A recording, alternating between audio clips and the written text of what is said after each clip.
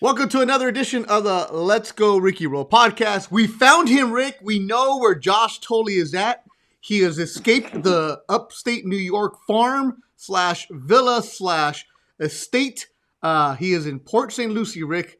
We never know if this guy's going to come on the show because we text him and then all of a sudden he gets service. So we found you, Josh Tolley. Ricky, he's alive.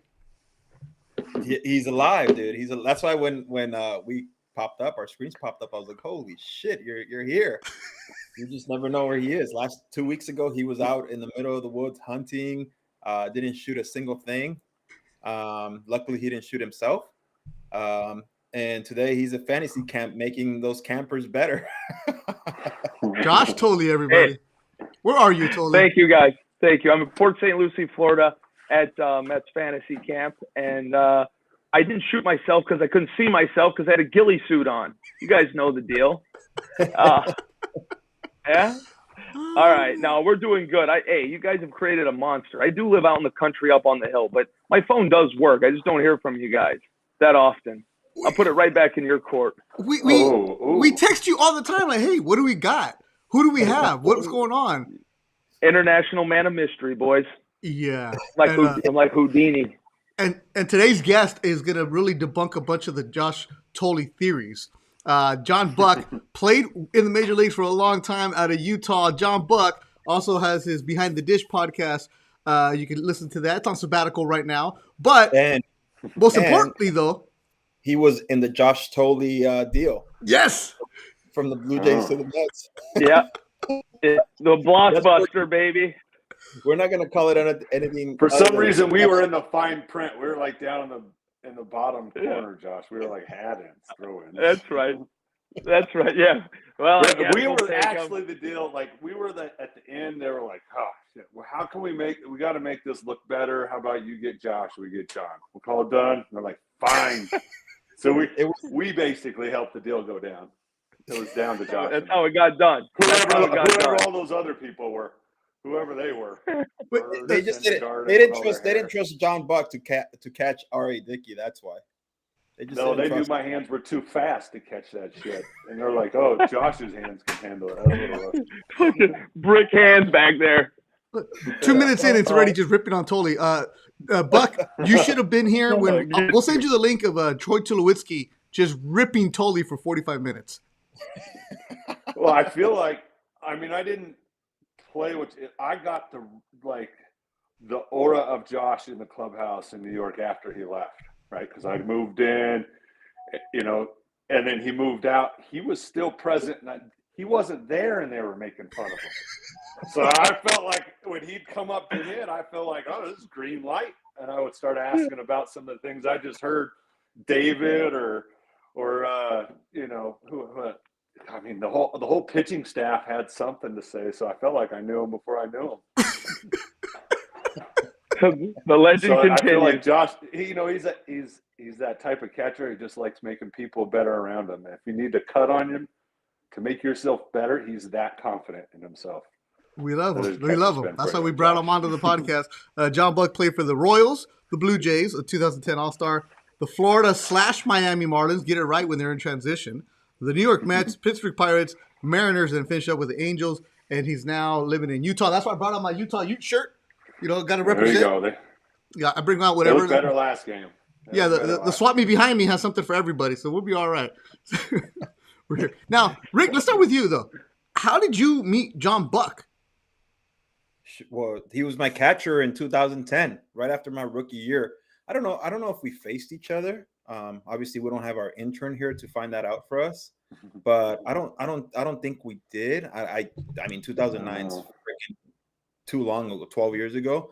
But 2010, he came in as one of our catchers, and actually our main catcher. It was him and Jose Molina was his backup, and we hit it off, man. We hit it off quick, and to me, I always say he was very influential in my career, especially in 2010, because I was still trying to find myself. I had a decent rookie year, but in 2010, it's where I think I came into my own. We had lost Roy Halladay to the Phillies that year, and I kind of started to transition into that role of being one of the top line starters in that rotation. And dude, 2010 we had some good games together. Like we honestly, I just grew as a pitcher, and when you have a big ass target like him, it just it was hard. It was easy. It made it easy for me. I always had a good relationship with all my catchers, but I think having John back there, it just helped my career that much better for the following year in 2011, which is a career year for me. Yeah, man, we just hit it off from the get go. I think he saw, the guy today was trying to log in at 8 a.m. and it just shows you who he was. Like that's who he is. The guy was never going to be late. He was always there early, trying to watch film. That's the cool thing that nobody ever sees, the behind the doors, the closed doors, the work that gets put in before a game just to come up with a game plan. He's in there watching tape, hitting, whatever it is to get ready. But I think more importantly, these especially catchers in the big leagues, they take it so serious and they they care so much about their rotation that they're going to make it to where it's easy for you to go out there and say, okay, just trust me and go off of me and we'll do that. And dude, it was awesome. We great teammate and yeah, man. I mean, we've been having good games together, and it kind of evolved into that next season. Yeah, I remember when I came onto it with Ricky. It was he had some experience of and knowing what was working for him and what wasn't. And like you said, he was throwing. But I think when I came on, having all those years with Zach and Daryl May and all these people learning how to call a game, I understood how to call a game and what the league was. At the same time, Ricky was now understanding himself, his strengths, and where we could game plan together, where we kind of identified ourselves in the league together. Got myself becoming an all-star, and then himself going on to all the awesome things he did and leading that organization. I think I was getting him right as he was ready to say, I believe in myself. I just got to be the catcher that I think, whether it was Josh or whoever he threw to, or JP, I think they continue, because they're good catchers, they continue to pull that out of him. But I think I was there when Ricky was very impressionable and like the leader he is. I think he just took it, and that's why he just ruined people's day for a living. with that change up, he started buying into that, like, yeah, this is like Bug Bunny, no one can touch it. And when I remember him kind of being convinced, but when he believed in it and you're looking at the guy's eyes in that moment, he's like, yeah, let's do that. And you're like, yep, no one's stopping him. I got to see that, front seat on the mound. So when the guy gets that, it's, as a catcher, it's fun. I enjoy that part of it, and that's why you do all the work. And to see Ricky kind of take a hold of it, I think that's why we're, I guess, bonded. Because whether I seen him or later in our careers, whether we were having challenges or whatever, it was like that friendship we tapped into. It wasn't like, hey, you're a mechanic, get. It was, hey, how's your nugget doing? How are you feeling? And that's, I feel like that's what really pulled us out. What connected us is that learning to buy into each other. And I think, and we have two catchers here. I think, and Josh and I probably broke into the big leagues around the same time. But one of the things that I always noticed for veteran guys that had been there, guys that knew what it took, is they always respected you if you came in and worked, and they always had a chapped ass if you were fucking around, if you weren't coming in and doing the stuff that you guys were supposed to be doing as a young kid, as a young rookie. And I think that's where I feel like, for me, as a young kid in 2009, 2010 in the big leagues, showing that I was willing to put in the work and get better. I think that's what these guys respected so much. And that's why they were willing to be like, all right, this guy's getting after it. I got to get after it with him too, in the sense of game planning, whatever it is, make him successful on every fifth day. And I felt that to be a huge key of it, a key of everything that kind of led on to that. Man, see, Bucky, normally in the podcast, John, we normally we get into it and start doing like just messing around. But it's always interesting to hear how guys connect. Like, with Ricky coming up as a younger guy, as you said, you just wanted you saw it, but he didn't have it quite yet mentally to let it go. And then our partner right here, This is what I love talking about Tully on the podcast, because Tully brings this catcher's perspective that, first of all, you guys are crazy to even be a catcher in the major leagues, because you're absolutely fucking crazy to put on gear and, let me throw a 1,000-mile-an-hour fastball at you. Or in Josh's case, here's R.A. Dickey bouncing things that don't even move around you. Like, what's wrong with you guys, first of all? And then second of all, Tully, it seems like you and Buck might have been like the kindred spirit about work hard, get in there, do the work, and just be a leader for that. Yeah, yeah. First off, 95% of catchers are that. Like, let there be a few that don't like that, but I believe it's all how we were brought up. So for me, like, Brian Schneider was very instrumental bringing me up, right? I was the player. I acted how I acted because of Brian Schneider. Who was that guy for you, Buck? It was Brad Osmus. Brad Osmus was always a guy in Houston, and I remember having him as kind of that mentor to where I would see Clemens or Pettit or those guys in Houston when I was in camp, how they would listen to him and how he would project himself and the perception he was giving off.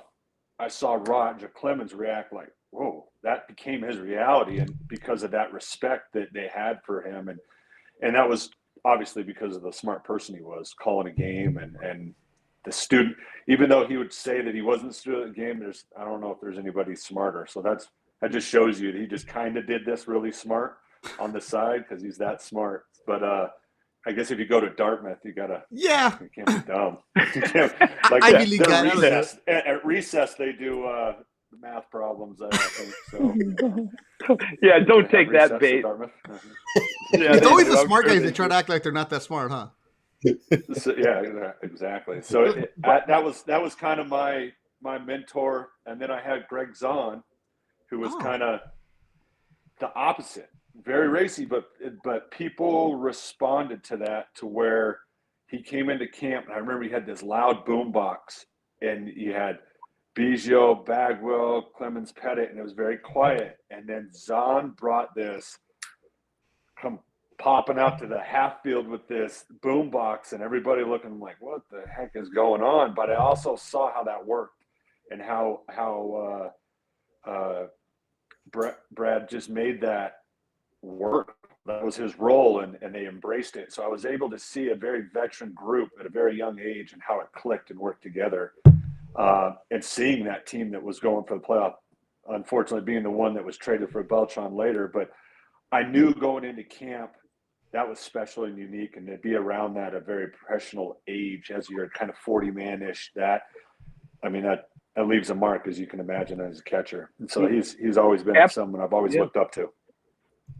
That's what I mean. And we talk about it a lot on the podcast, is like leadership, like camaraderie. That's what we do best, right? Like I always say, you run the clubhouse, you run the airplane. That's just who I was by nature. And it was all a byproduct of the guys behind me that had kind of come in. So that's how it was. You're laughing at bus trips, weren't you, Rick?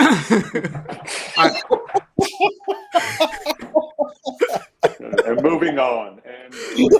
So we do have. So normally we have an intern named Graham, who, by the way, is at the University of Oregon. I believe that's what Buck's like. Would you guys have an intern? Yeah, some kid we found who he's a journalism major. I got major. one of those in New York. Yes. I got one of those. Good kid. What do you think? I'm doing it? You think I'm getting this done? Let's be honest. This kid is a madman. Yeah. So Graham's not available today because he's busy writing for Sports Illustrated at the University of Oregon. But we do have our friend, the Green Eyed Bandit, who is researching for us, watching us right now. And we have the update. Ricky against Buck. Look at that. Okay. Three. Oh, you just scared of me once. What is looks like a lot of balls. Looks like a lot of balls thrown right there. That's all I know. Like no official at bats. Hey, that's afraid. That's just afraid. 2012, three plate appearances, 2 official at bats. Ricky walked him once, so he must have been just scared out of his mind that day. No, what it was is like, I've seen that ball doesn't ever go straight. I don't have it. He doesn't throw it in the loop. And if it is, it's in and out. So that doesn't work out. So I probably just did the Lyle Overbay and just stood there. Is probably what happened. I've caught this guy enough. I'm going to roll the dice 3 times. I'll get on once. And it works. That's that percentage. But here's a dumb question. because you caught him before. When you go up to bat, does it help? Well, that's what I just told you. Yeah. No, but like That was it's probably really I know for a fact I had one approach on that for sure with him. Just because it was hard to catch him. His ball doesn't go straight. Like his fastball, right, Josh? And I think Ricky got behind the ball so well. That's why his changeup moved so well. That's why his stuff was so sharp. He got his whole body behind the ball. So if he was kind of to the side a little bit, that ball would take a left on you in a hurry. You're like, hey, Ricky, I thought it was two seam, man. I thought it can't go 94 the wrong way, and he would routinely do that. So, hey, funny story. Funny story, Beto. Funny story. So 2010. Yeah, go ahead. Him and Molina are catching me. They're catching me. And through 2 weeks into the season, I had 12 pass balls.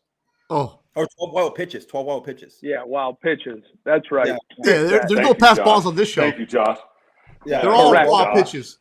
12 wild we know pitches. what those look like from Ricky. You're thinking down and away. He throws that shit cutter down and in. Like I was just saying. And then it's like, John, what are you doing? Runner on third. Yeah. He was And supposed to throw a sinker down and away, coach. And Tommy tucked one over here. No, Sorry, I got my glove on it. Hey, I'm telling you, 2 weeks in, 12 wild pitches. And I remember John came up to me and he was like, Rick, fuck, man. We're going to get this shit right. And I think I ended the season with like 14. Oh, Yeah.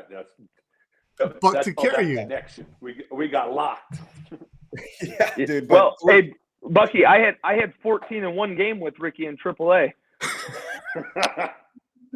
That's when he was. Tom, That's when you're trying to figure that out. It's cutting and diving and sinking and swimming. Yeah, dude, yeah. it's not normal. catch knuckleballs in my sleep. It was not normal. No joke. Yeah, if they it's call 94. And he doesn't. His shake yes is like, I hope so. That's what I feel like. He said, yeah, I hope. And then I was like, shit, all right. He didn't look that confident, but I'll guard in this area of the plate. Wow. Because it would go off people's hips, and people would dive out of the way, and then that's when he had it really going, and where I think he really, when Ricky was on, he knew which way it was breaking, which way, but it was so hard and sharp that if it wasn't, that's why you see so many silly swings and misses, because of the amount of movement. And it's just really tough if you're thinking break right and it goes left, though. Right, Josh? Yeah. Yeah. Hey, I'm with you, dude. I'm having deja vu right now. I'm glad I wasn't the only one, man. Yeah, my palms feel sweaty right now. Yeah. This is like therapy session for catchers today. See the post-traumatic stress you give all your catchers? You son of a bitch. Good thing when we were rolling, you were in and out of there. But if shit was going awry, buckle up. See, Ricky doesn't realize that this is an intervention. It's a chance for him to apologize to all his catchers. Jose Molina, JP, everybody's coming in right now. We're gonna have a big intervention. Yeah, man. I'm sorry, guys, but you guys kept the therapy session. We'll name this podcast Therapy. Catchers Therapy. Ricky Rowe Show.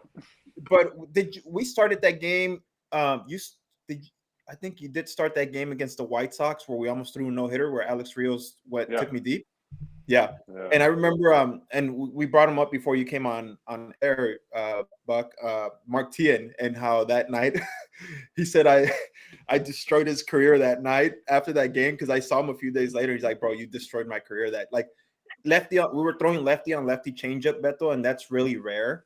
But we had it working that night because you really never really throw a lefty changeup. You're usually working the corners and breaking ball. But dude, John Buck, and he's good friends with Mark Tien. He must have called like 12 changeups against him, and he kept swinging over that shit. Man. Like, oh my god!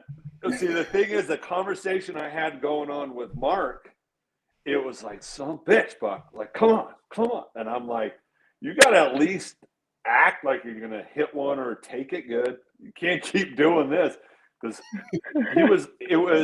I just knew Mark on normal left on left. He's the man. He goes left field. He's so good. So I'm like, all right, he's a left-handed hitter, But I just knowing him, talking with him because he's a good friend, he goes, I just feel like how you get me out, and I just remember this, how you get me out is like a right-handed hitter. So I'm like, perfect. I got Ricky. He's really good against right-handed hitters. Let's throw it against his right-handed. And he couldn't hit that out pitch. So we just change up.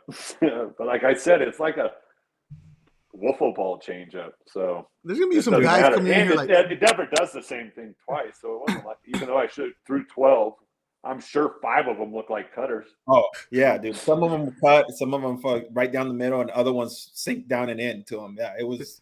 And then at the end, I think I remember. Go ahead, Josh. Let me ask you: when you called it, did you just in your mind, body, like it? I felt more like a split finger. Is that how you kind of would try to attack? Yep.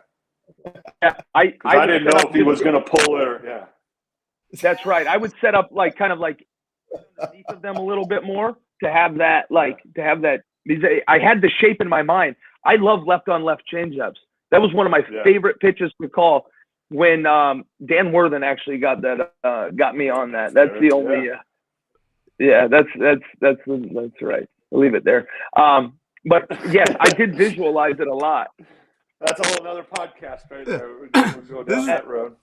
This is the joke, the roast of Ricky Romero coming up right here. It's coming up. Now, here's a message right here. Eric Camargo, no joke, everybody was afraid to warm up with Ricky in high school too. You just hope it hit your glove. Yeah, this guy must have caught you. Is that guy one of your catchers? His buddy in high school. I could hear the fear in his voice. Yeah, it sounds like the way he wrote that, I can just sense that he was like a bullpen, maybe a lower classman that was like told to go down. And he's like, grab the shit. Oh, coach is making me catch him again. For sure, that's who that guy was. Well, Buck, I got my own trauma stories. You know what? Everybody pile on here. Let's all pile on Ricky now. I got my own trauma stories because when Ricky was in the final year of trying to come back after his surgeries, his throwing partner, because, you know, you go from being an all-star, you have everybody, you have all facilities. You're at the end of your career. You know who you're throwing with? This guy. The leftovers. You know, softball all-star over here. And I'm like, yeah, I can play catch with you. Fuck. So we're playing at a football field, playing long toss. I'm like, yeah, long toss, no problem. And all of a sudden, 90 feet away, boom. I'm like, what the fuck? And then, boom, okay. I had to go buy a new glove and everything else. And it was, then he wasn't throwing a bullpen, but just like from, you know, dry. And I'm like, oh my God. I'm like, this is spinning here. And I'm like, Rick, you go to these tryouts, they're going to want you, bro. The ball's spinning like nothing. And I'm a sports reporter for a reason, because I shouldn't be catching this shit, right? But no, there's a couple ones that bounce into the shin, and I understand what you're talking about. The way that, See? I'm right there too. I think when it helps you. It helps you realize, like, I think you get a lot of these because, of course, you're going into daddy ball here soon, shortly. Ricky, being a father, and having these dads scream, yell at their kids. I think me and Josh did a disservice to the world. We made it look so easy catching this guy that every dad thinks their kid should catch like this. And then to get some perspective, like you had the opportunity to with Ricky, having a major league arm throw a ball to you, whether that makes it move, being able to have the accuracy, with Ricky having the movement, with the power, the heaviness behind it, you see why they're that 1%er. Mm-hmm. Like just playing cat, it's different. Mm-hmm. And then to throw, to catch that and move it and do some hand, you don't realize how much skill and the level of where Ricky's arm is without a doubt until you play catch, and you can tell that. So it's a treat to be able to like put a game plan together and do that. All joking aside, like Ricky developed some tools with that work ethic, and he had some good mentors in Holiday before us. Where all that was done, because I would be in the gym and doing my game plan, and more than any probably other pitcher that came to me was Ricky was constant. He knew exactly what he wanted to do, how he wanted to go about it, and his confidence behind his game grew from his game plans. And I couldn't help but think, again, somebody that's left their presence in the locker room. I think every locker room he's been in is Holiday. Not being around him, not being his teammate just in clubhouses he's been in after he's come through. product, the byproduct of that is, I think one of them at the top of the list is Ricky. So it's that special arm being developed. I think you get to see why it is that 1% arm. So with that work ethic. You know what? And it's funny because we met you talk about Brad Allisoness, and when I walked into big league camp my first time 2006, and I knew obviously I wasn't making the team. It was one of those first round, we're gonna invite him to camp. But just watching Doc Halladay, it made me put myself in those shoes and say, I want to be in here one day next to him, because I see the way he goes about it. And obviously he was, but he was on another level as far as standards, because he's part of that, whatever percent that the Hall of Fame, obviously. Unicorn status. Yeah, Unicorn. but I remember walking to that clubhouse and just seeing him, AJ Burnett, Greg Zahn, Benji Molina, and being around. So, and I'll go, and this is probably an old school name, but James Baldwin was right next to me, a locker mate, and just seeing him, talking to him, Scott Schoenwise, all those, dude, just such a veteran group that it was just it was intimidating, but at the same time, it was okay, I see the way they go about it. Even crazy ass Ben Weber. I don't know if you remember him. Wow. 2002 World Series champion Ben Weber. Get it right. But just them taking me under their wing and talking to me, and me, because how it is sometimes when you're a younger guy and you get, or older veteran guy, and you get that younger guy that comes in and just thinks he's the shit and he's running the clubhouse, and it's whoa, slow it down here a little bit. Go get in the restroom. Yeah. Go get in the restroom, son. Buck wasn't scared to call out guys.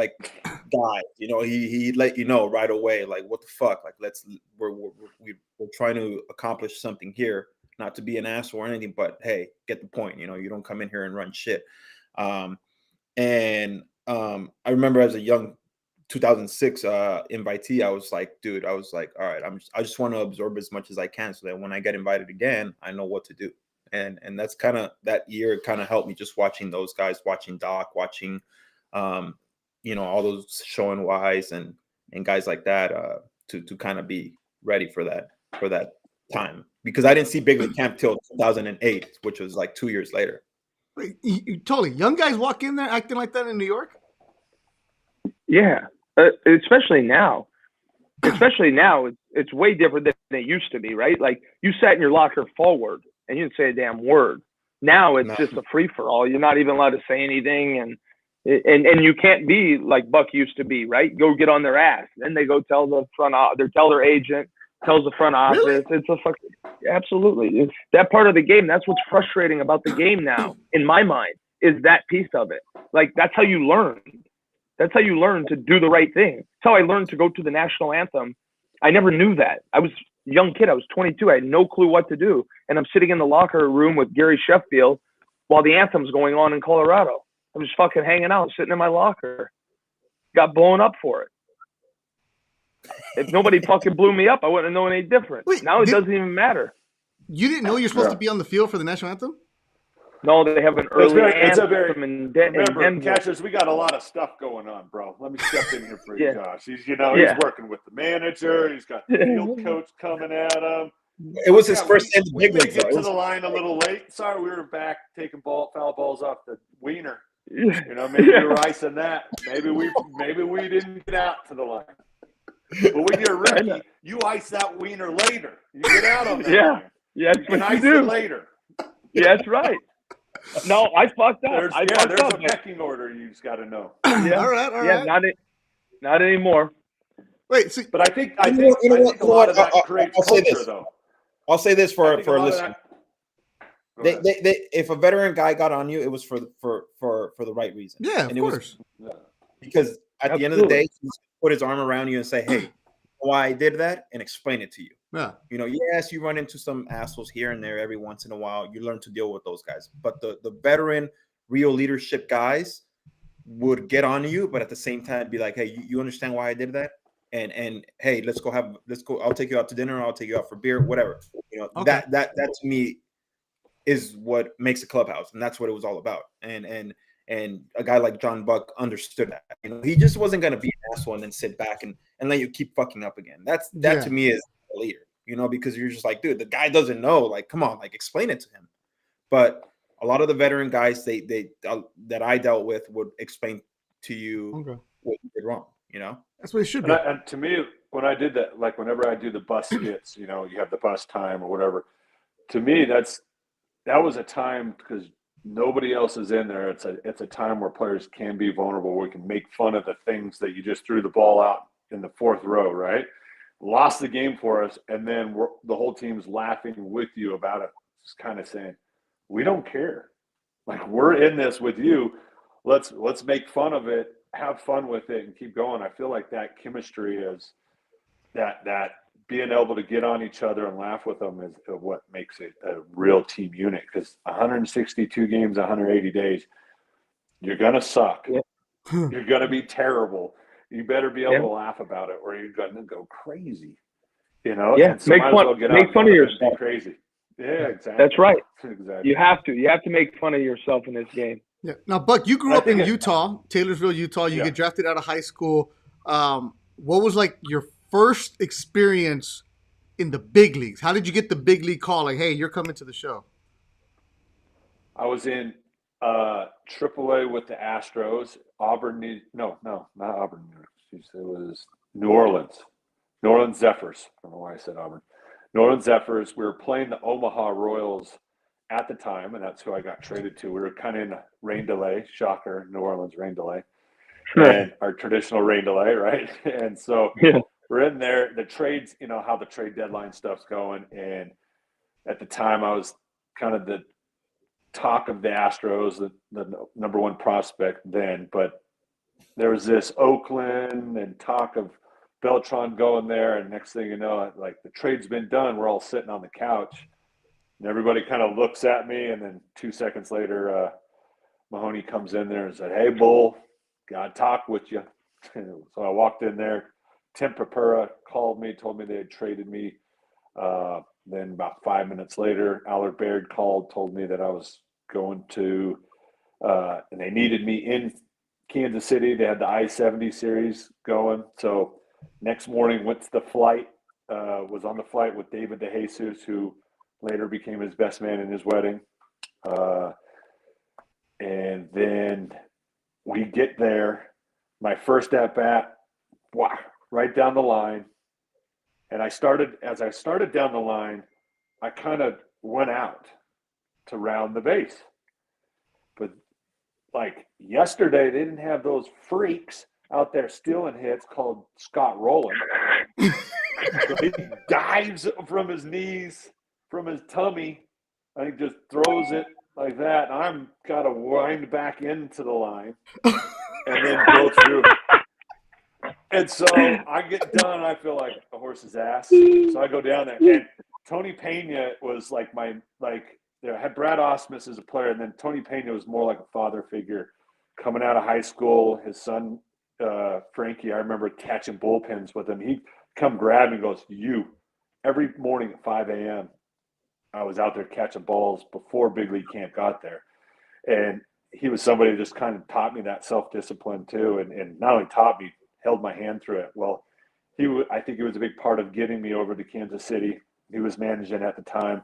He was at the front step waiting to lay into me, like, "Where are you going, Buck? Where are you going?" As Tony Pena, as you can imagine him saying, with Matt Stairs and Graffinino, Sullivan. And I walked down and they're like, what are you doing? I said, "Dude, yesterday that was a double. I don't know who these assholes are out here. I'm rounding bases yesterday in New Orleans. You think I'm weird?" Like that. And so I won Stairs over with that comment because I hadn't talked to anybody. I was pretty quiet, be seen, not heard. And so that was my first comment. So it helped me to win favor in the clubhouse. Dude, from there. your like, first, you guys think I'm the weird one. Yeah, your major league debut, you go up against Matt Morris, who was dealing at that time. He went 8 strong, and you're catching Zach Greinke. Now, I covered Greinke a little bit when he was at the Dodgers. Oh, that must have been fun. Hey, Rook, here's Zach Greinke in front of you. Yeah, we got our ass kicked together. That's why he's so good. we learned a lot of not what to do that year.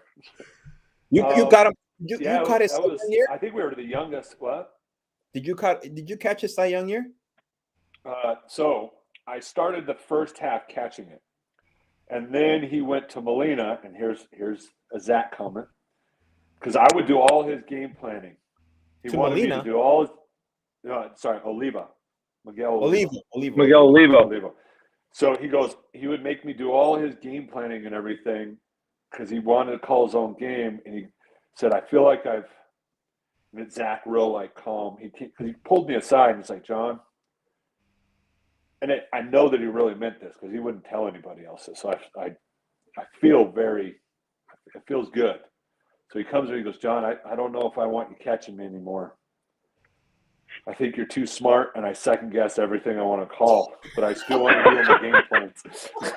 I'm like, "All right, Zach."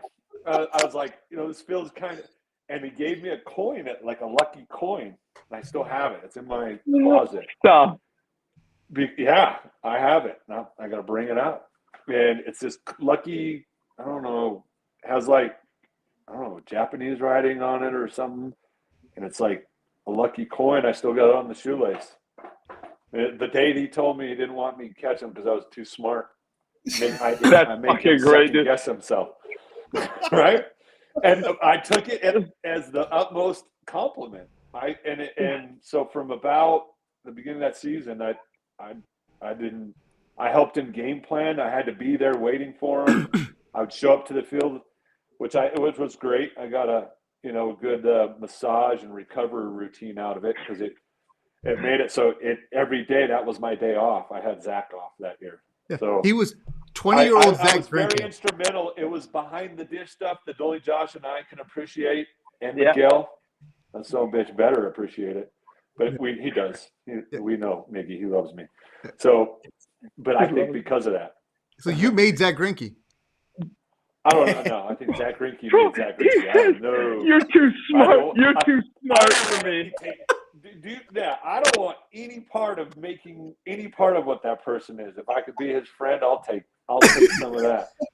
That man created everything he is on his own. Yeah, I'm just glad to be and he's still dealing. So you had him his rookie year. He was 20 years old, and he's now dealing at still 37 years old with the Houston Astros. So yeah, I remember those teams. I remember when we went to Kansas City. And he was obviously the favorite for the Cy Young, and that's the week that he came out on Sports Illustrated, and he didn't want his face on it because obviously he has dealt with anxiety issues. Yeah. And I remember it was just the back, it was like the back of the front cover was just his back with his last name, obviously. And I remember I faced him that week, and I was so pumped, dude. I beat his ass though. I got him. I got him. Because Greinke, he signed that deal with the Angels, or he was with the Angels. He got traded, and in the Angels clubhouse, I remember I told you, Rick, there's like 4 reporters, right? It's the easiest clubhouse to play in. You can hide in Anaheim, nobody cares. You're good. It was perfect for him. And then the next year, we're at Dodgers because I covered both teams, and he walks in there, and everybody's in there, and that's before the renovation, so the clubhouse is really terrible. And he walks in there, and you just see him look. He peeked out once, turned right back around. It was like, oh, hey guys.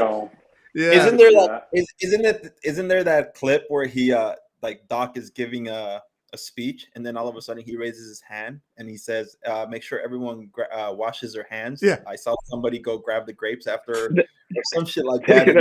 Taking a number 2, right? Yeah, he's like, "Do you have anything to say?" Leader in the clubhouse, and he said, "Yeah, make sure you guys wash your hands." Like he's it's said in the most like. Yes. Like the guy grabbing my stapler. If you could grab my stapler, can you please wash your hands? I don't appreciate it.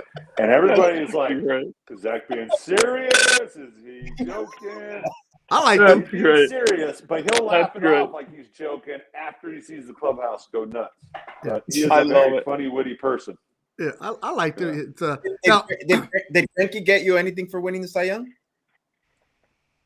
No, I think that's Olivo's territory. He got him a massage every 5 days. Coin. I got a lucky coin, bro. Yeah, what do you want? Olivo, by the way, great. Olivo almost beat me up in AAA my last year. Yeah, well, just thank goodness you have your ears. Apparently, they bit someone's ear off too, or Yeah. whatever he did. All right. Now, Josh Tolley is at fantasy camp in Florida right now. You know, his whole life is a fantasy camp, as he said in Seinfeld. Now, Tolley, you got to go. What do you have to do right now instead of I talking to gotta John go. Buck? I gotta go win another fucking ball game. Bucky, I'm gonna get your number. We'll finish this conversation Wait. between you and I. can't Tolley, are wait. you really managing All the right, team? I love it. Yeah, I dude. manage a team. We're Are you fucking. winning? We got pegged. What's your record? We're 1-1 this week. Last week we got fucking throttled. Didn't even make the playoffs, and every team makes the playoffs but 2, and we were one of them. This week we're 1-1. We just won. Okay. We just won 3-hour and 10-minute game, and we just won on a walk off. So I have an hour break now, another 2 o'clock game, and I got to get the scorecard. Walk off or a waddle off? It was a waddle off, but we did it. Yeah. Tolley, are you hey, using analytics? You have the shift going on, all that good stuff? fuck no.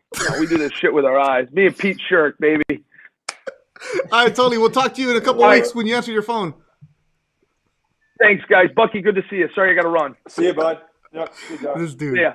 This dude, See you, we just love harassing him. We love harassing him because he really does live on a farm, and we have no idea what he does. And we text him on a Thursday; he'll answer on Tuesday morning. Hey guys, what do we got? Like, He's a beauty. yeah, he is. So we asked this question a lot. Buck, so you get there. What was it like when you walked into the clubhouse and you saw your jersey, first major league debut? It's pretty dope.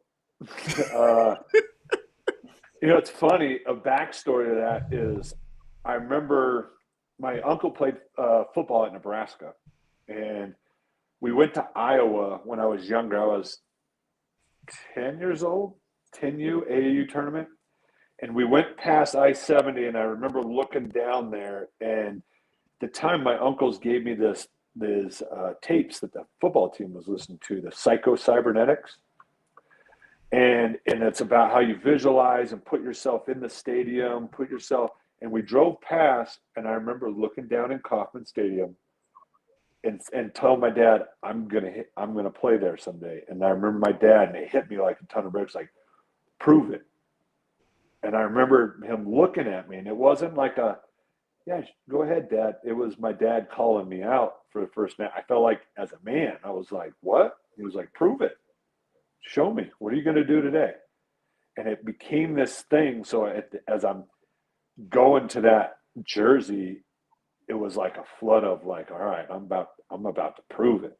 Wow. Like that feeling of like from 11 all the way, all those skipping just doing baseball stuff and being engulfed and obsessed with it.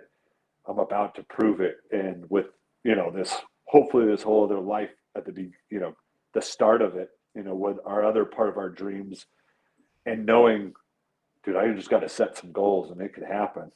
As soon as I put this jersey on, that's what it felt like. Does that make sense? There's no real way, but it was that. Wow. I had more of that feeling. You were like 8, 9 years old?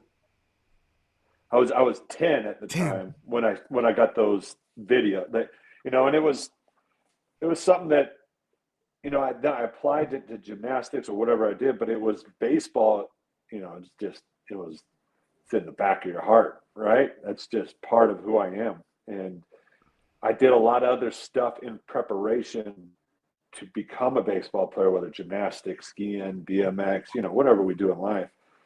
And it felt like the center of that was always baseball. And to have that jersey in a Royals uniform with all that mental work that I did with my uncle, like he was in Nebraska and all this Harvey Dorfman stuff, like it was all in my mind in a Royals uniform. Wow. And for it to be happening, like the picture that I would play in my head would be a Royals uniform. I wasn't from Kansas City. I wasn't a huge fan of George Brett. It was that moment saying I was going to do that and picturing myself in that beautiful stadium made me always aware of what was the Royals going on. Not thinking I was going to play for the Royals, just very innocently visualizing myself in that uniform. And then to be like that uniform to take the field, it was very surreal. And it's like, holy cow, my dream's happening right now. it's hard to explain. I mean, I don't know No, if Yeah, Ricky Victor, can that's like articulate chills it right there, very man. good. Yeah. Now, Buck, when you get traded to Toronto, Uh-huh. were you Wasn't like, traded. I wasn't signed. So oh, that's I right. was my only comparable would have been home runs to that point that came into the big leagues and started right away was Pudge Rodriguez, and the Royals were like, no, you're not worth as much as Pudge. So, which I didn't blame them at the time. And luckily, Dayton Moore was awesome. This is, I think, he's a player's GM. Is like he was able to explain that to me, but I left there feeling very confident of whatever team was getting a front line. It wasn't like I didn't leave there being felt like some players do through arbitration that you're just not worth it. You're not going to be worth the money, and they can degress. Dayton left me feeling very empowered, like, dude, I just need one more chance. And then to Yeah. come around Toronto in the lineup I did, it was, I don't know, it felt like the perfect storm as a player for me. What when you go to Toronto though, were you like, obviously, you talk to most athletes or most guys that have played there, they're like, yeah, man, it's you're going to a different country, you're using different money, you got to go through customs. I think that's the number one thing that everyone says. The customs. Obviously, I always say it's not as bad as you think it is. Obviously, we get a little bit catered to us, but was Toronto the only team that kind of showed the interest, or did it come down to two teams? And what made you choose Toronto? Other than me. I think it was mainly you, which you were a big part of it actually, in that decision. Like where I said, it felt like the perfect storm. It was like that veteran offense where I was a better hitter around good hitters. Does that make sense? It narrowed down what they would do to me, because if people are a little more aggressive towards me as a hitter, I know I'm better. That's just me knowing baseball and having to call a spade a spade. Now, if I was that guy to be like a lot of the young teams, I was good to where they wanted me to be that middle of the lineup guy. I just couldn't be the hitter like a David, a good hitter. It just, I don't know, my skill level, I just wasn't that unicorn. I had the skills, but to hold it for long periods of time, it wasn't that, right? So around me, I knew that was that. I knew it was going to be a good fit. 20 home runs later, and me to have the year I did. I think that's evidence of that. But what I was really attracted to was the young pitching staff. With the ability to kind of take over that. Like Cito was just like, we need a veteran guy to come here and take over the staff. And the reputation I had with Bob McClure, how he helped me with all Ted Simmons game calling strategies. I pride myself on being that Brad Ausmus, right? And knowing how to call a game and controlling that. I felt like I had a skill set that just matched up well with guys. And you being one of those people wanting to do it, and then making we talked about it earlier in the show. That was by design.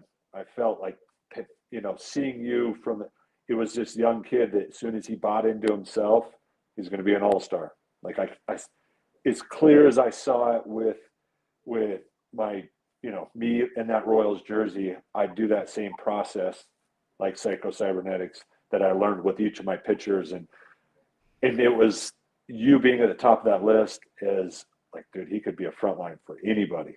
If I could bring this out in this kid, like kind of what I was doing with Zach and Hochaver and some of those people that I started to learn how to do, if I could be the man and do it with you right now and be that kind of that veteran presence that I was kind of rolling into there, it just felt like it would look good on me selfishly, right? That I could jump on the backs of Ricky to pull this greatness out of them as a catcher should, and that's their job.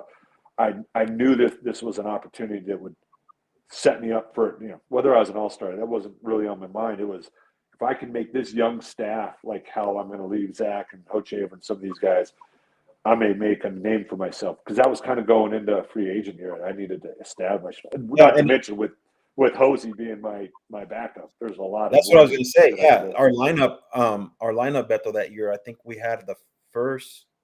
I don't think in history, right? Or was it an MLB history or first 20? Yeah, I think so. History, yeah.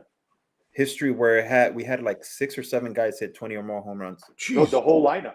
The whole lineup all hit 20. Yeah, I have a bat where we all signed it. All of us.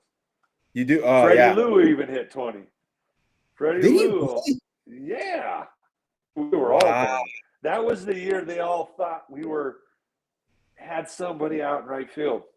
Oh, yeah, the guy in the hotel. Because Bautista, yeah. That's when you guys had the hotel giving signs. Little did they know, but it wasn't that, though. It was Lyle Overbay was the best. So was Aaron Hill. They weren't watching Lyle over there at first base or the guys on deck. It was this system that I learned. They're all sit in here and watch video. And then during the game, it was the simple what kids are doing now. Like on your hands, stand up. If I walk into my lead, the good relay of signs, the traditional, the right way to the way you're supposed to do it. The way you're supposed to do it. They were the best. It was the best team I've ever been on. Beto, I always say this, dude. These guys, if I was facing them and I knew what I knew about these hitters, I would have been like, dude, I'm skipping that start or something because these guys were thieves. We were gangster at it. Well, here you go, Rick. Here are the numbers. Ready? In a good John way. Buck, your catcher, 20. Lyle Overbay, 20. Aaron Hill, 26. Shortstop Alex Gonzalez, 17. Edwin, 21. Freddie Lewis was hurt, so he only had 8. Vernon Wells, 31. Joey Bats, 54. Adam Lind, 23. And on the bench, Travis Steiner had 14.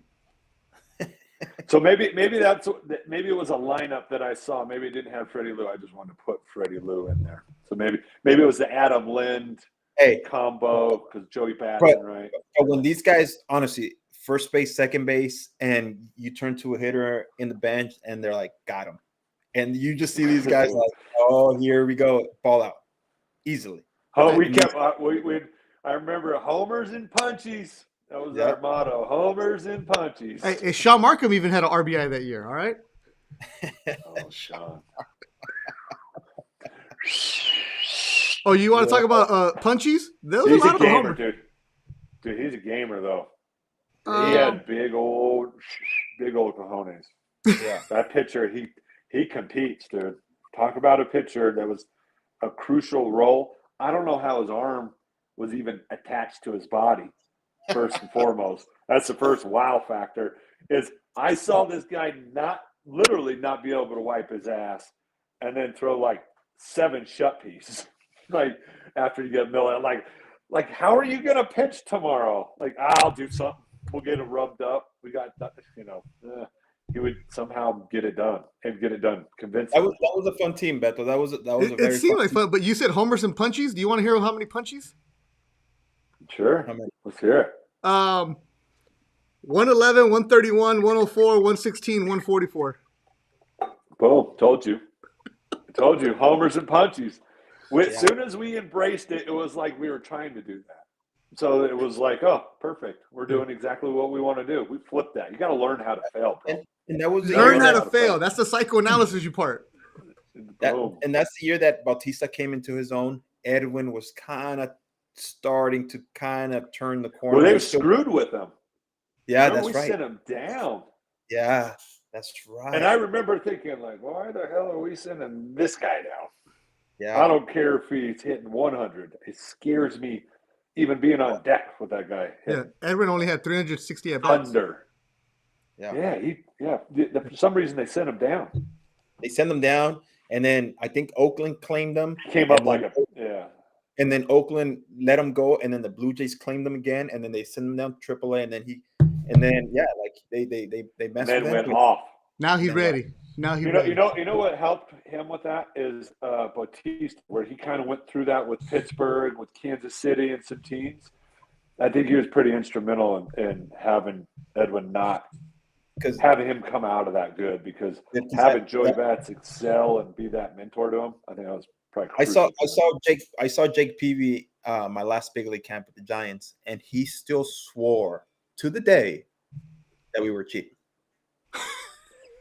Yeah, it's because I put him in the third deck. He's like, "Oh shit! If I'm giving up homers to Buck, they're for sure cheating." No, your shit just started to get flat, Jake. Sorry about it. You threw it in the loop. Wait, hold on. Threw it in the loop. Third deck? Oh yeah, go check it. I'm sure there's some sort of highlight. It's way up there. way up there. Yeah, Hey. opening night, dude, down and in sinker, boom. Yeah. Oh, hair standing up still. Opening night. Oh, week. Opening week. Buck. He still swore. He told me. He came up to me and he's like, Ricky, we're teammates here. Be honest with me. Who was the guy giving you signs? And I was like, bro, what the fuck are you talking about? He's like, no. Dude, I we always went get and, that still. he's like, we went and sat up there and we saw the guy. We talked to the It guy. was, And it was hilarious. Dude, it was fun because as soon as people would come in, because of course being a catcher, you look for all that. You'd come in an early BP, and I'd see people out there looking, and then they would come up. We had an edge on people before we even started. Yeah. You're in their Every head. team was thinking about it. Oh yeah, And I they were remember, thinking about it. I remember that weekend, that opening weekend you're talking about against the Chicago White Sox, where we hit PV really, really good. And then like there was rumors that he was so mad that they were going to start throwing at us. And I remember Vernon Wells kind of took the initiative as the leader of the team and actually went and spoke to Jake Peavy and was like, dude, no, like you guys better not start drilling us. Like we're not cheating, you know? And I think it kind of. Well, I think there's that clubhouse. It's you can't measure it now because it's almost like you said. It doesn't that respect, that ragging on the product that I think comes out of that. Is baseball's been good on it where it's policed itself because of veterans like Vernon, guys like PV inside the clubhouse. Yeah, outside of life, these men are different. They can be different. There's its own rules and set of rules and set of respect inside a clubhouse. And I think when Vernon did that and something like that, it gets policed pretty well because it was respected. I of course, even being an outsider coming in, I wanted to find out because I was calling games against these suspicions as well and wanted to get in on the loop. But to be able to see that, and all I would say, put out because Vernon stepped up a lot on that because that could have got because the rumors were, always that Toronto did that, but I think Vernon being there as long as I think we would all know the secrets, and it's there's never been anybody. I'm trusting. And I was like, dude, find. we're sitting in fourth place. Like, what the fuck? It was a fourth place with 90 games won too. Let's not mention that. Like, that's right. Like that was the year that because all I know is it was the best team I've ever been on, and somehow we were nowhere near playoffs. Like how? That was the year that New York and who else was gangster that year? New York was it Oakland? Tampa had that good pitching staff. That's right, Tampa with 2010. Who won the? It was the Giants. They won the World Series. Who did they beat? They beat Texas Rangers. The Rangers. Yeah, that's right. Rangers were. That's right. The Rangers had all the thumpers. But I was gonna say, that team was, dude. It was, you add a few pieces here and there, it might be looking a lot different. But the clubhouse, the clubhouse part of it. I remember telling Antopolis, I was like, dude, I would like this. I know JP's coming. I know it, like maybe a 1 or 2 deal thing here, maybe a year. And I was even willing to give another year, maybe do a solid 1-year deal, because I just felt like these guys are real close. Yeah, like you guys as a unit, knowing that I was kind of that fill-in gap guy. But I just things that he wanted to do and money that I was about to get. I think if I wasn't an all-star, it probably would have happened. And I think I just outmarketed myself. That was the coolest part too that year, man. Seeing you be an all-star for the Toronto Blue Jays. I mean, when you kind of know the way I knew you as a person and the hard work that you had put in to be rewarded as an all-star. I mean, I did it 1 year, and I'm sure for you, it's like nobody could ever take that away from us. Like sitting in that clubhouse, being around fucking just legends, dude. And I think the dudes, I look at the picture, our team picture, and I'm like, holy shit! Like I don't belong with those men, but I did. And then they're the ones, because me, it was cool because it was the peer pick or the players kind of vote. So to have it, to have that pick, it came with its own sense of pride. Like, all right, like I feel this way, but also all these men in here think the way I'm playing deserves to be here with them. So it felt, I mean, I get that feeling what you're saying. Let me ask you, when you walk into that clubhouse, who were you? I mean, obviously you know all these hitters because you talk to them, but who were you like in awe of, like, damn, I get to be teammates with this guy for 2 days, like, or get to talk to, like. Well, I don't know.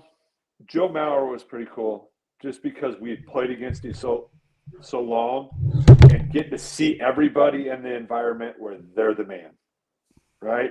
And you can imagine who the ones I'm talking about that are that way, or the ones that are very humble, or the ones that conduct themselves, or Ichiro saying something funny like he always does.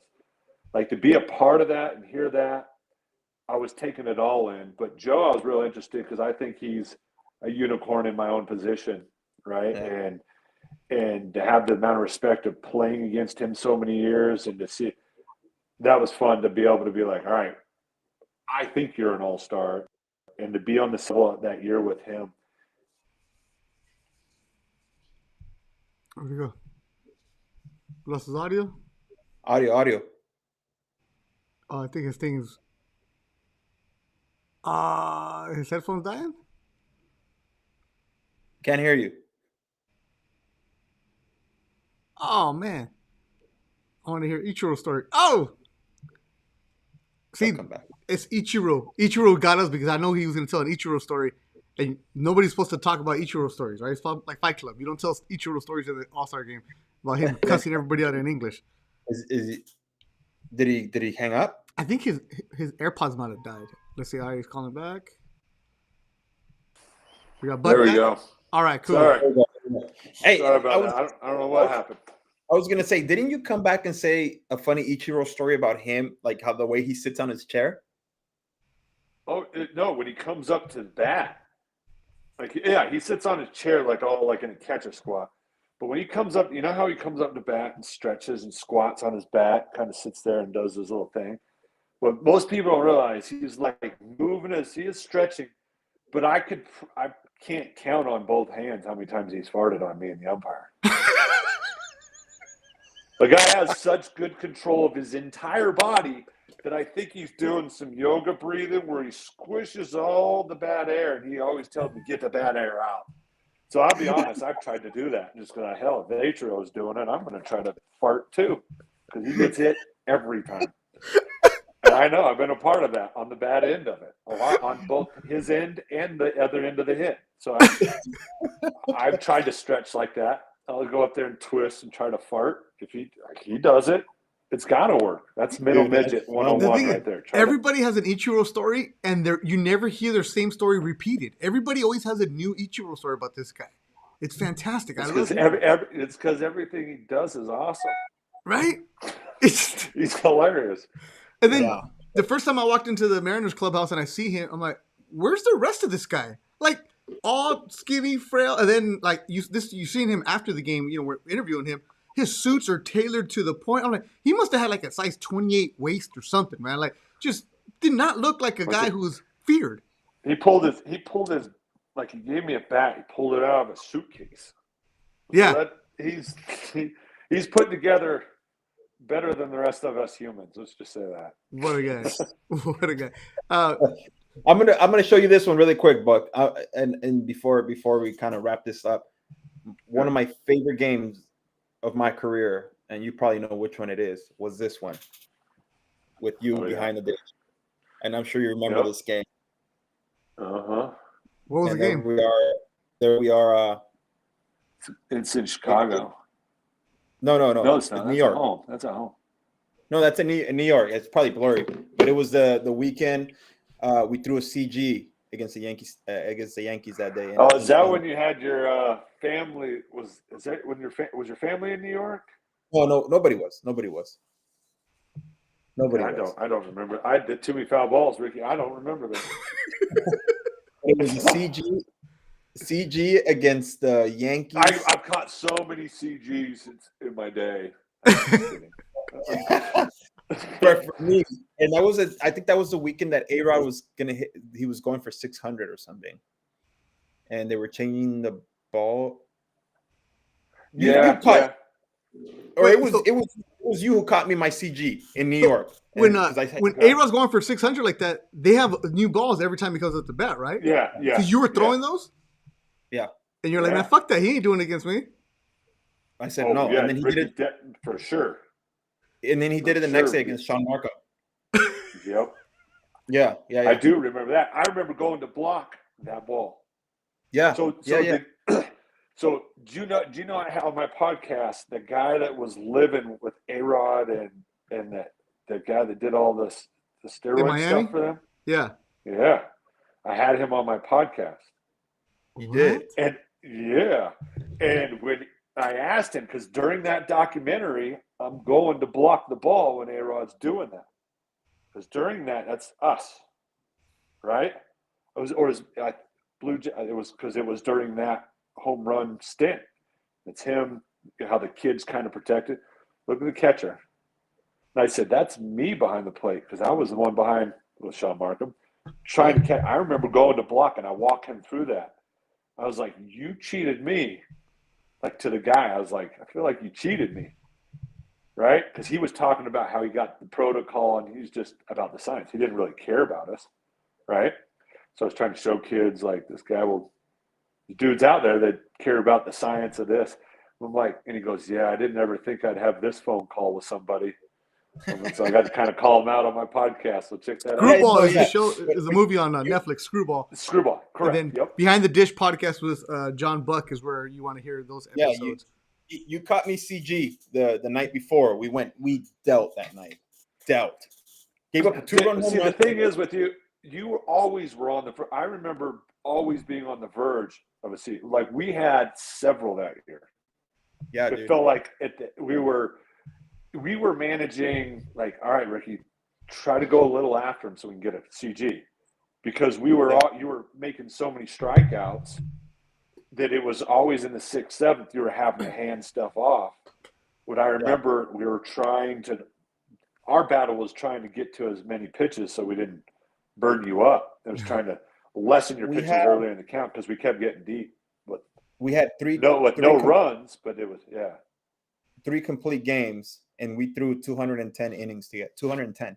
You don't even hear of 200 plus as much as like it was like natural for us to do that. Like, let's go to 200. We're going, and it wasn't that long ago. It wasn't that long ago. John, let's wrap up with you here. You are we were talking about mental strength, and in your podcast, Behind the Dish podcast, you talk with the guests about the mental fortitude these young athletes have to have.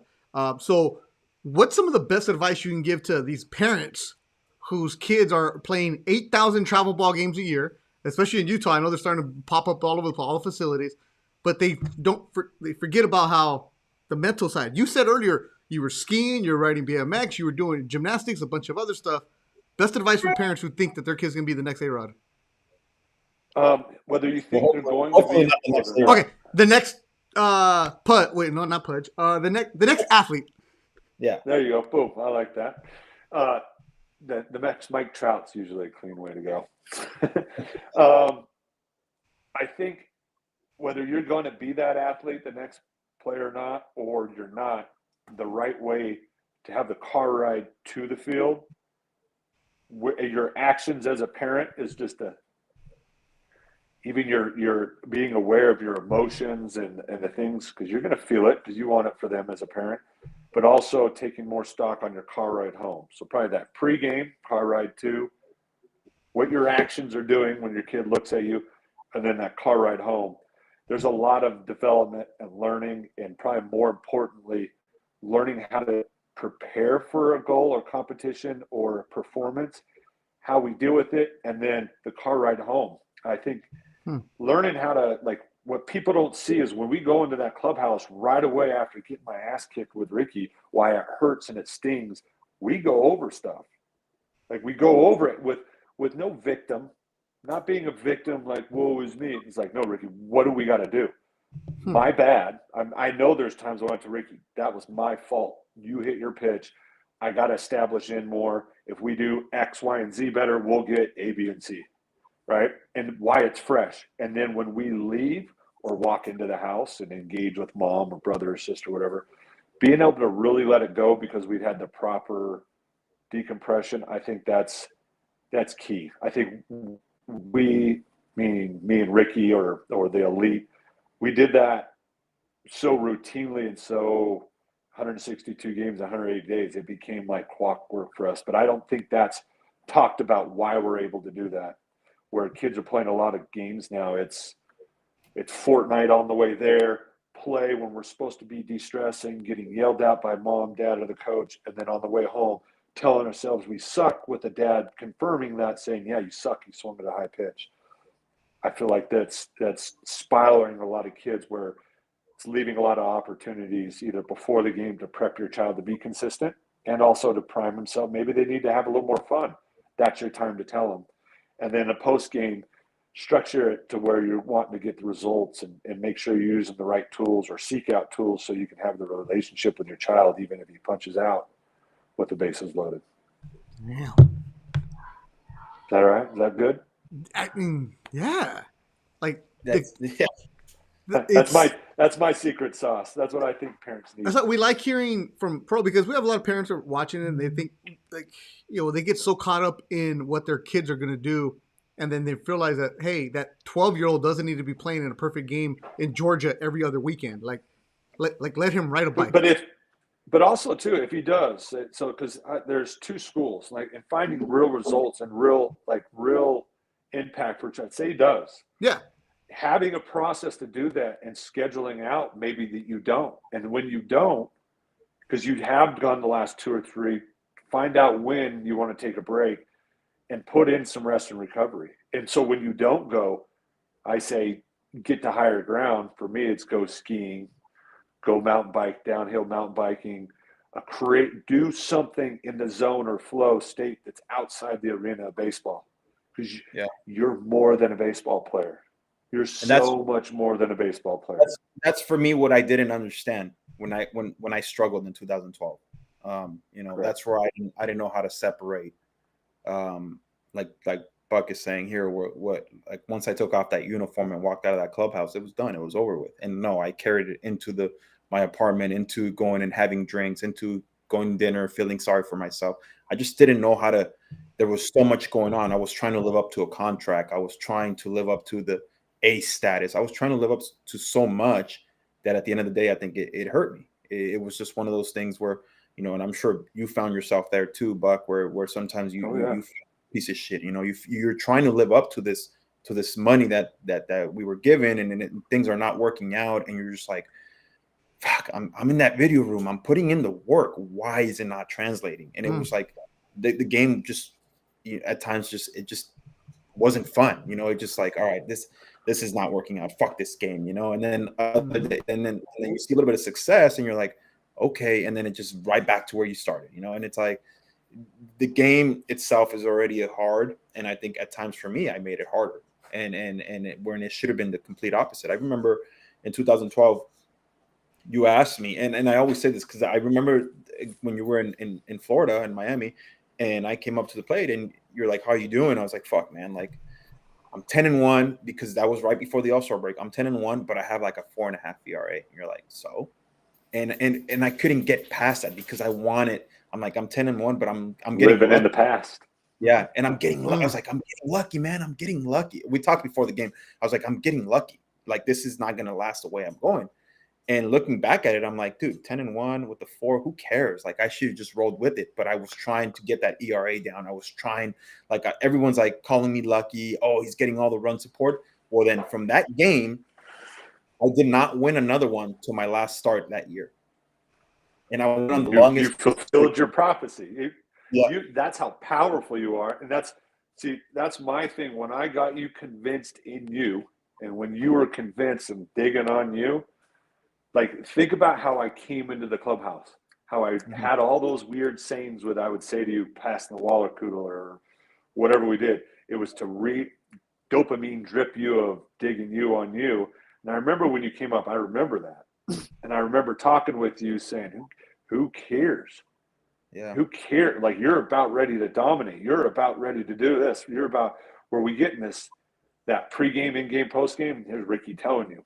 He's telling you living through experience. If I would have had a structure to help me get back into the present, not in the future or the past, Ricky would have been the Ricky of old. Yeah. It was that, I think, once he learned how to deal with that, that's why if Ricky could throw right now, he'd probably never come off the mound. Oh, dude, I played catch yesterday, and I was like, I told Carl, I was like, my wife, I was like, I should make a comeback, huh? And she's like, shut up. That's what Brooks said too. I'm out here catching in the morning for the boys, and I think I can. It's like, oh yeah, these guys are 9. Never mind. It's fine. Yeah. Might not be able to take Ricky's shit anymore. Buck, we're gonna have to get you back on, and we're gonna have to do a mental health breakdown with you. Like, we got your story, we got everything else, but we got to get you back on pretty soon. And I think it'll be really good and beneficial for parents to hear the mental side of what you're saying. There's so much that I learned post my career. Now as a grown up, as an adult. Not that I wasn't a grown up before, but I was younger. I was immature. I didn't know how to. We were, yeah. But now looking back, I'm like, fuck, a 4.5 ERA is not bad. Yes, I wasn't living up to that, $30 million contract that I was given, but shoot, like if I could have just kept winning, who cares? Who cares? Like there's always but I wanted everything to come together all at once. And it just wasn't happening. I was thinking 3 steps ahead instead of taking care of business now. And I learned that now. And I talk about that all the time. I talk with young athletes all the time to stay in the present. Like, who cares if you're struggling? Embrace the struggle, because the struggle is going to make you better. Your next at bat or your next game. Learn how to fail. Learn how to fail. And that's we're gonna have that at the Ricky Romero baseball camp Thanksgiving weekend. And Buck, you're gonna yeah, Rick. I don't want to put this kid on blast. I reached out to it. How I saw this, I saw it on Instagram, and it was, a late night. I was like, hey, when is it? So yeah, I think that's coming. The 15th. Is that what it is? The 28th. The 28th. The deadline's this weekend, and we do is it's a free camp. Our group, it literally started with our group chat, Buck, and we're like, let's just do this. We told Ricky, you do like the reach out to your friend stuff. We'll do all the logistics behind the scenes. And it's a free camp for kids in East LA area, high school kids, and we give them the instruction of how to apply for the NCAA clearinghouse, how to get the financial aid, you're not going to go to a D1, you're not going to SC UCLA, because if you were, they would have already found you. But you have a 4.0, why not apply to Dixie State or Southern Utah or those smaller schools that you can go and play somewhere, get out of your environment, and we have every kid write a paragraph of why I should go. And I like it. And all the people that are the instructors are current or former pros.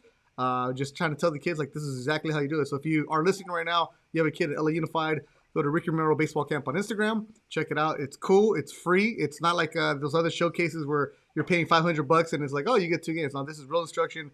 And you get motivation from Ricky, the only kid from East LA to make it to the major leagues. So why not? Sorry about it.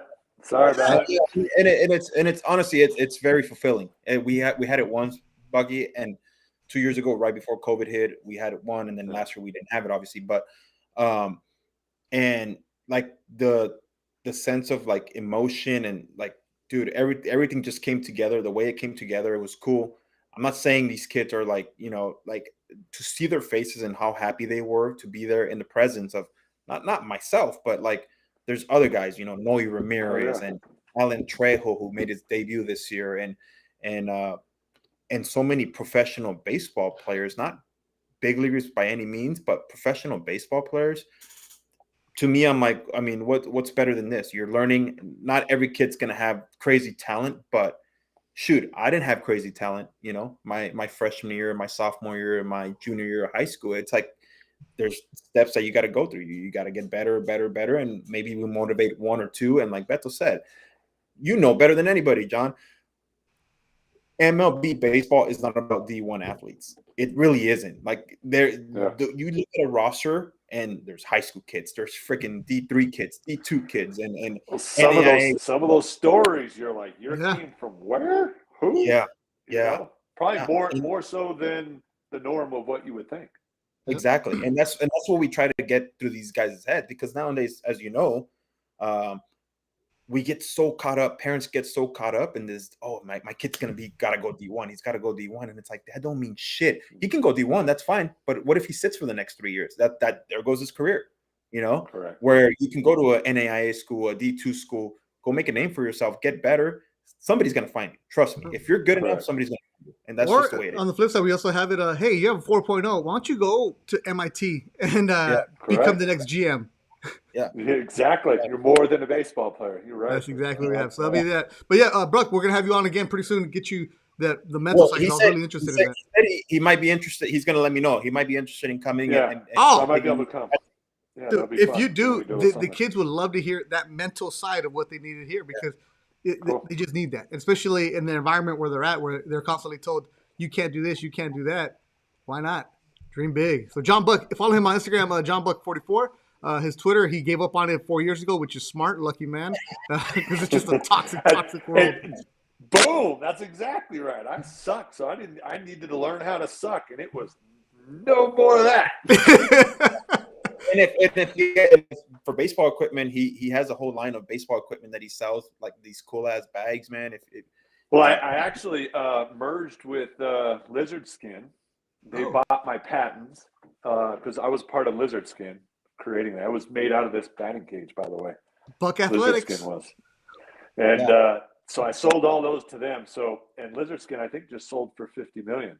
So apparently I didn't get any of that, but I still get my little check for my bag. So he's got some cool bags. They got some cool bags. It's got some cool stuff that you put your glove, so it keeps its form when you put it in your bag. I use that in the big leagues all the time. I loved it. It's cool. Glove Guardian.